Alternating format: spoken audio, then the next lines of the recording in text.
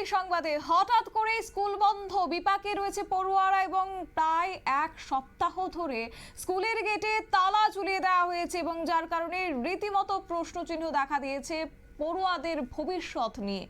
অবশ্য এই বিষয় হচ্ছে ব্যান্ডেল রেল স্টেশনের পাশে শরৎচন্দ্র বহুমুখী শিক্ষা নিকেতন নামের একটি বেসরকারি স্কুল গত 4 দশকেরও বেশি সময় ধরে চলছিল।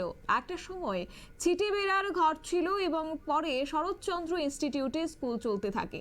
অনেক ছাত্রছাত্রী স্কুল থেকে পরবর্তী সময়ে প্রতিষ্ঠিত হয়েছেন। সেই প্রাক্তনীরাও স্কুল বন্ধ হয়েছে খবর পেয়ে চলে আসেন আজ। অভিভাবক ও প্রাক্তনীরা জানান যে স্কুল হঠাৎ করে বন্ধ করে দেওয়া হয়েছে। এখন বাচ্চারা যাবে কোথায়? ব্যান্ডেলের কেন্দ্রীয় বিদ্যালয় হয়েছে, সেখানে তাহলে এই বাচ্চাদের নেওয়া হোক, না হলে আগামী দিনে তাহলে বিকল্প কোনো ব্যবস্থা না করে হঠাৎ করে কেন স্কুল বন্ধ করে দেওয়া হয়েছে, এই নিয়ে একরাশ ক্ষোভ উগরে দিয়েছে অভিভাবকরা। কি রয়েছে তাদের বক্তব্য শুনুন।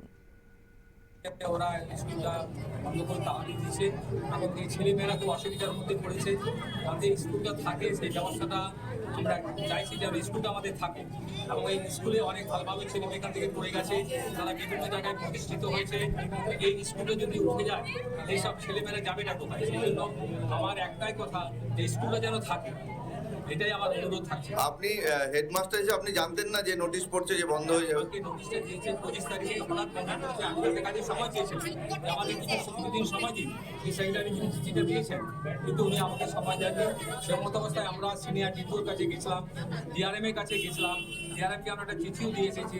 আমাদেরকে এই উইকের মধ্যে যেতে বলেছে, আমরা এই শুক্রবার দিনে আমরা যাবো, আমরা আবার জানাবো। কত স্টুডেন্ট পড়াশোনা করে এখানে স্টুডেন্ট পড়াশোনা।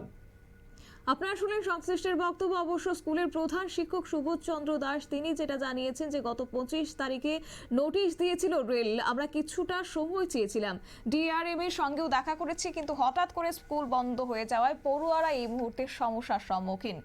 নিয়ে নিচ্ছে ছোট্ট একটি বিজ্ঞাপন বিরতি, সঙ্গে থাকুন।